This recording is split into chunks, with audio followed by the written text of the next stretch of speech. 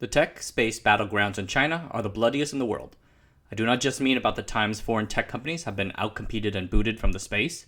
Examples would include WeChat versus WhatsApp, Baidu versus Google, eBay versus Alibaba, Samsung versus Huawei, Uber versus Didi. We could perhaps blame the Chinese government's preference for homegrown companies for that uneven battle. But then you look at the battles between the Chinese tech companies themselves. For example, Alibaba versus Meituan Dianping, Alibaba versus Tencent, JD versus Alibaba, Alibaba versus Pinduoduo, Ofo versus Mobike, which is bike sharing, and you get the sense that being Chinese is not enough. Even winning a market does not guarantee that you will keep it for very long. Alibaba and Tencent, major tech rivals, banded together to start yet another ride-sharing company to compete yet again with incumbent Didi Chuxing, who beat Uber in an epic battle I wish I could have seen myself. And here's the crazy thing. Alibaba and Tencent are investors in Didi. They're investing money into a company to compete against their own investment. So yes, the Chinese tech scene is the most brutally competitive in the world, bar none. Maybe it is better that the Great Firewall exists so to keep the Chinese in, rather than the foreigners out. But there is a social and human cost for this brutal hard work, and the colloquial name for it is 996, an unofficial work schedule which represents from 9 a.m. to 9 p.m. 6 days a week. You do not actually have to work 60 hours a week for your company. It's totally voluntary. But if you're not doing it, then you're not on board with the team. A rapidly growing GitHub repo with 175,000 stars and counting is called 996.icu.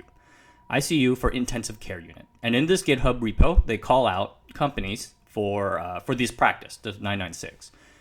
It recently hit the newswire because it has been blocked in China. And the interesting thing about this block is that it does not seem to have been done at a government level, like it would be for sites like Google or Facebook. Instead, this block was done by privately owned web browsers and web apps, meaning that the tech companies of China, Alibaba, Tencent, and the like, blocked it themselves without instruction from the government. Representatives of the tech companies, called out on 996.icu, always say that the working hours are voluntary. People are doing it because they want to be all in on a company's success. Working for one of China's flagship tech companies like Huawei or Alibaba goes beyond just a regular job to them. In the eyes of your peers, you are representing China itself. Company leadership knows this, and they took full advantage. They tap into pieces of general culture that emphasize personal responsibility, persistence, and the belief that people should only get what they deserve.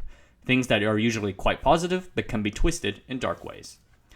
Some of the 996.icu stories on the GitHub repo include the short, almost poetic explanation by an employee of Ant Financial, maker of Alipay, on why he quit. And this goes, too much overtime, 100 plus hours of overtime, no humanity. They really do see people as ants. And this picture of Alibaba employees setting up tents in the hallway so that they can rest or even sleep overnight. And here's another one, Huawei's struggle-based philosophy, which is very reminiscent of the military. It encourages Chinese workers to forego their overtime pay, paternity leave, and annual leave in exchange for a higher annual bonus. Well, it was more like to actually not get your annual bonus deducted because that's how it's structured.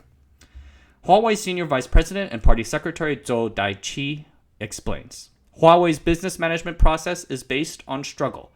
Let the strugglers suffer. The laziness of the company lazy ones will only make the enterprise fall behind. A lot of ink has been spilled over the conditions of Foxconn's factory workers. Huawei has their own suicide problem too. In 2006, Huawei employee Hu Xinyu died of overwork. In March 2008, 2 Huawei employees jumped to their deaths. It's not even the full extent of it. You can learn more online. You can probably Google it somewhere. China's labor laws actually outlaw unpaid overtime work and long hours. The minimum for overtime pay is 150% of regular wages, and workers cannot be forced to work more than 3 hours of overtime a day. And then there's a monthly cap of 36 hours overtime per month.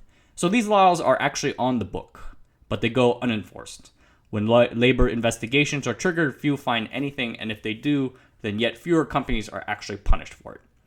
Those government labor investigations must not be looking very hard because the health risks and death from overwork has been a thing in China ever since 2009, and probably prior to that.